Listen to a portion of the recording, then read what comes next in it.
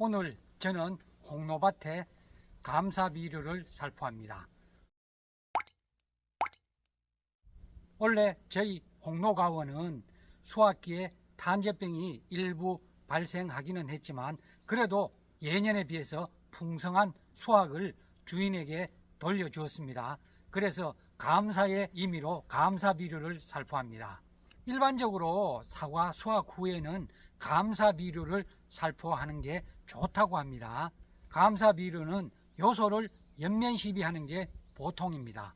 감사비료를 연면시비하라고 책에는 되어 있거든요. 그런데 홍로는 수확을 해도 잎이 많이 남아있고 연면시비를 해도 큰 문제가 없어요. 왜냐하면 SS기에 아직 추레라를 장착하지 않았기 때문입니다. 그런데 후지의 경우에는 후지 수확할 때 SS기에 추레라를 장착하지요. 그러면 후지 수확 후에 추레라를 다시 약차로 바꾸는 것은 상당히 번거로운 일이에요. 그래서 저 같은 경우에는 후지를 수확한 후에는 연면 시비를 하지 않고 나무 밑에 감사비료를 살포합니다. 감사비료를 연면 시비를 하는 게 좋으냐, 나무 밑에 살포하는 게 좋으냐에 대해서는 강사마다 다소 의견이 엇갈립니다. 일반적으로 책에는 사과 수확 후에 감사비료를 요소 4에서 5% 농도로 연면 시비하라고 되어 있습니다. 요소 4%면은 요소 한 포가 되지요. 그런데 제 생각에는 요소 한 포는 너무 많은 것 같아요. 기술센터나 일부 강사님들은 5kg를 넣어서 살포하라고 하거든요. 저도 감사비료로 요소를 살포할 때는 5kg의 농도로 살포합니다. 20kg는 너무 많은 것 같아요. 20kg 넣어가지고 연면 시비하면은 제가 보기에는 비료 낭비고 잎이 그만큼 흡수할 수도 없을 것 같습니다. 이 비료는 질산 마그네슘입니다. 저는 오늘 홍로에 질산 마그네슘으로 연면 시비를 하려고 합니다. 감사비료 연면 시비는 요소로 하는 게 보통입니다. 그런데 일부 강사님은 질산 마그네슘으로 하는 게 더 좋다고 하시는 분도 있습니다. 질산 마그네슘은 질산태 질소거든요. 질소에는 세 가지 타입이 있습니다. 요소태 질소가 있고 암모니아태 질소가 있고 질산태 질소가 있습니다. 우리가 보통 사용하는 요소는 그야말로 요소태 질소입니다. 장마철에 사용하는 유안이 있어요. 유안은 암모니아태 질소입니다. 요소태 질소로 우리가 많이 사용하는 비료는 요소고, 요소에는 질소가 46% 들어있습니다. 요소는 성질이 중성이에요. 그래서 칼슘을 제외하고 다른 비료하고 궁합도 잘 맞고 농약하고 혼합해도 약해가 거의 발생하지 않습니다. 암모니아태 질소로 대표적인 비료가 유안입니다. 유안은 질소가 20.5%, 황이 24% 들어있습니다. 유안은 산성 비료예요. 많이 살포하면 토양을 산성화시킵니다. 그리고 질산태 질소로는 질산칼륨, 질산칼슘, 질산마그네슘이 있습니다. 질산태 질소는 양이온인 칼륨, 칼슘, 마그네슘하고 궁합이 아주 좋습니다. 요소태, 암모니아태, 질산태 질소 중 흡수가 가장 빠른 것은 질산태 질소고 그 다음이 암모니아태, 흡수가 제일 느린 게 요소태 질소인 요소입니다. 우리가 장마철에 잎의 황화 낙엽을 예방하기 위하여 일반 요소보다는 암모니아태 요소인 유안을 많이 살포합니다. 유안은 요소보다는 더 빨리 흡수하지요. 속효성 비료입니다. 유안보다 더 빨리 흡수가 되는 게 질산태 질소인 질산칼륨, 질산칼슘, 질산마그네슘입니다.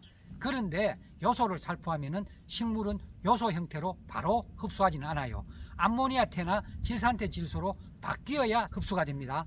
요소를 살포하면 물에 의해서 가수 분해가 되어서 암모니아태로 바뀝니다. 논작물인 경우에는 암모니아태로 바로 흡수합니다. 그런데 대부분의 밭작물은 암모니아태를 미생물인 질산화균이 질산태 질소로 바꿉니다. 그러면은 작물이 질산태 질소의 형태로 흡수하는 거예요. 그러면 우리가 일반적으로 우리가 생각하기에 작물은 질산태 질소의 형태로 흡수하기 때문에 밭에 요소보다는 질산칼슘이나 질산칼륨, 질산마그네슘을 살포하는 게 더 좋다고 생각이 될 수 있겠죠. 암모니아태 질소인 유안은 양이온이에요. 양이온은 흙하고 궁합이 좋아요. 그래서 흙하고 부착이 잘 됩니다. 그런데 질산태 질소는 음미온입니다. 음미온이기 때문에 흙하고 궁합이 맞지 않아요. 흙도 마이너스, 질산태 질소도 마이너스입니다. 그래서 서로 궁합이 안 맞습니다.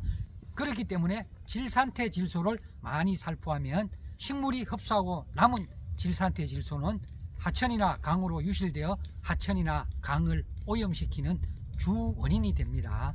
어떤 강사님은 사과에 감사 비료를 연면 시비하는 것은 별 의미가 없다고 하시는 분도 있어요. 왜냐하면 사과를 수확하고 난 뒤에는 잎의 기능이 현저하게 떨어지기 때문에 연면 살포해도 잎이 흡수할 수 있는 비료의 양이 극히 제한된다는 겁니다. 그러니까 연면 시비하는 것보다는 수관 하부에 비료를 살포하는 게 더 낫다고 합니다. 사과 수확 후에 감사 비료는 우리나라만 살포하는 게 아니고 유럽의 스위스나 이태리 같은 나라에서도 살포를 하고 있습니다. 그러니까 사과 수확 후에 감사 비료를 살포하는 것은 좋은 것 같아요.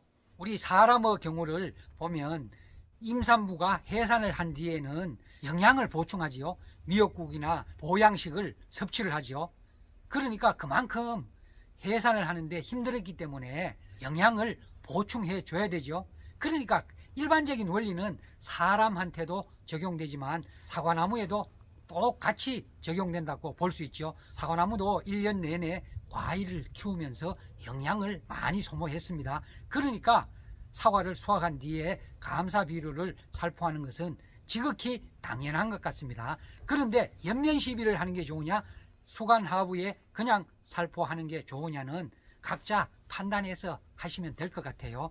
오늘 제가 홍로에 살포하는 것은 요소가 아니고 질산태 질소인 질산 마그네슘입니다. 질산 마그네슘을 살포하면은 질소하고 마그네슘 성분이 사과의 눈에 저장이 되어서 내년도 온눈을 충실하게 할 수 있다고 해요. 그래서 저는 원래 처음으로 질산 마그네슘을 살포해 봅니다.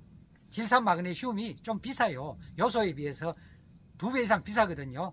그래서 뭐 굳이 질산 마그네슘을 살포할 필요가 없고 요소를 살포해도 충분합니다. 저는 홍로에는 질산 마그네슘을 연면 시비하고 수관 하부에는 요소를 2-3줌씩 살포해 줍니다. 후지는 수확한 후에 에세스기에 메워야 하는 번거로움이 있어서 연면 시비는 하지 않고 요소를 수관 하부에 2-3줌씩 감사 비료로 살포합니다. 오늘은 감사 비료에 대해 알아봤습니다. 감사합니다.